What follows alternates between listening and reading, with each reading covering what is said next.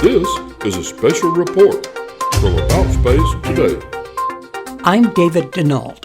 America in Space will follow our special report. And late Thursday afternoon, Mark Nappy, the Vice President and Program Manager of Starliner, made the announcement to stand down the July 21st Boeing launch. So over the last week, we've been working to understand these issues, to bound them. We've run several tests.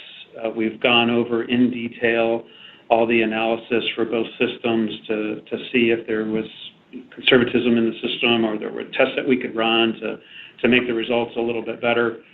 And was it something that would result in flight rationale and acceptable risk, or was it something that was going to require some modifications or further work? This reached the top levels of Boeing, all the way up to our CEO of Boeing. And Boeing unanimously decided that this was something that we needed to correct. We needed to get closer or to the specifications that was outlined, and we've decided to stand down the preparation for the CFT mission in order to correct these problems. And during the news conference, I got to ask Steve Stitch, the manager of NASA's Commercial Crew Program, and Joel Montalbano, manager of NASA's International Space Program, a question. All right, next is David Denault, About Space Today. Good afternoon. My question pertains to American spaceports getting a little busy as you look at the calendar. So Steve and Joe, walk us through a step-by-step process in the event we could possibly launch Starliner this year. So what it would take today to go through that process step by step, please. Hey, Steve, I can start, and then you can add.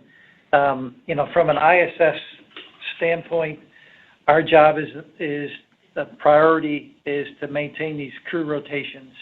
And so we generally fly expeditions about 6 months at a time.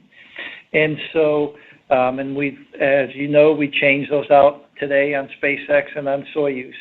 So those would be the priorities. And then after that, we would look for a home for the Boeing mission. Have a little more flexibility on the cargo missions.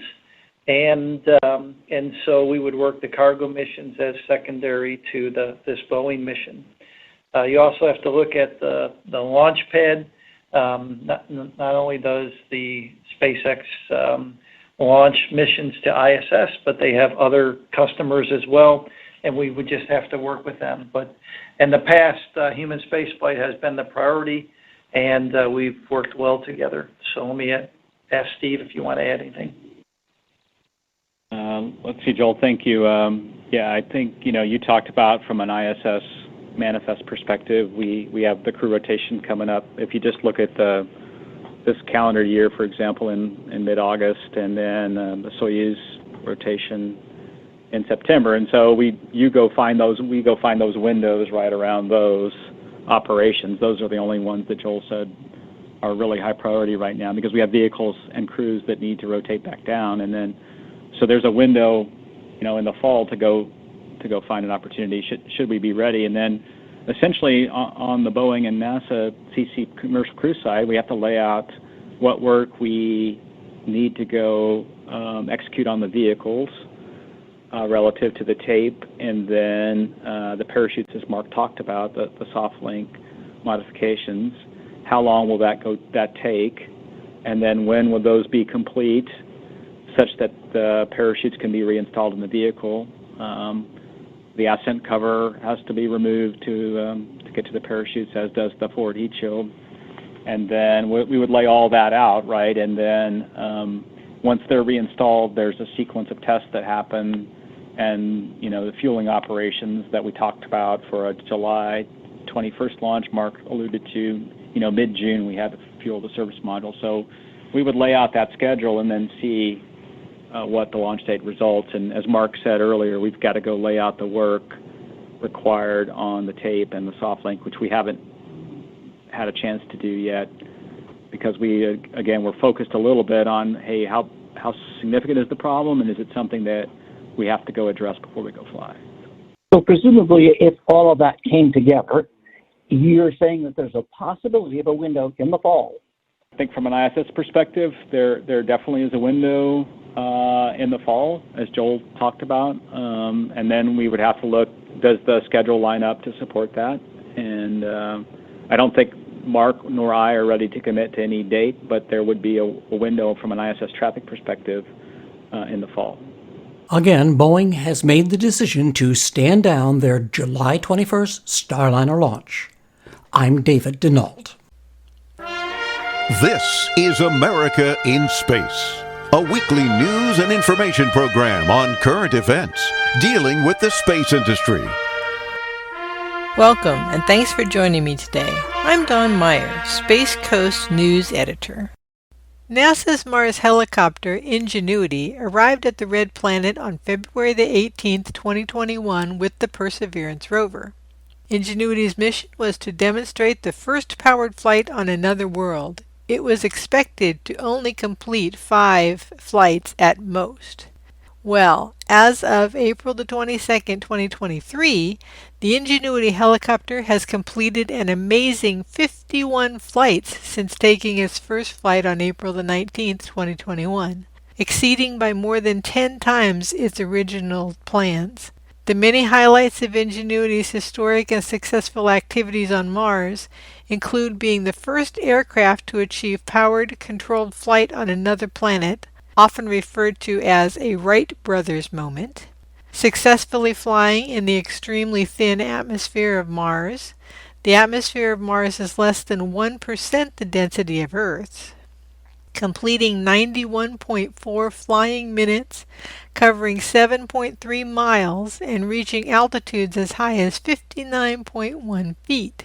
Previewing areas of Mars for possible interest for the Perseverance rover to explore, and paving the way for future aerial explorations at Mars and potentially other space destinations. From the Jet Propulsion Laboratory, here is Teddy Sanatos to tell us a little bit more about Ingenuity and about the development of future Mars helicopters. 2 years ago, Ingenuity proved that we could do the impossible. We can fly on Mars. Let's talk about what's next. Ingenuity is doing great. Our baby's still flying on the surface of Mars. After 2 Earth years, 1 Mars year of total flight, racked up 10 kilometers or 6.2 miles of total distance flown. Our rotor system, our little cell phone processor on board, our off-the-shelf lithium-ion batteries are all doing fantastic. One area that we're looking very closely at is our solar panel. You can imagine after 2 years of flying on the surface of Mars, you'll get some dust on top. But we still have ample margin and ample energy to keep up our flight operations and the extended mission of continue to scout and push the flight envelope of what's possible. The testing being done in this room is part of the next helicopter mission to Mars called the Sample Recovery Helicopters. The goal is to be a backup to get these samples back to Earth.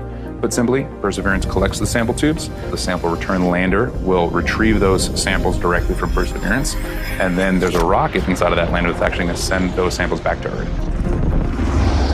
As a backup to getting those sample tubes from Mars back to the lander, we're designing the next generation of helicopters to not only be able to pick up and carry a sample tube, but also drive around on the surface. We're looking at a research concept called Mars Science Helicopter. It's a hexacopter, so 6 rotors in a ring around a central structure.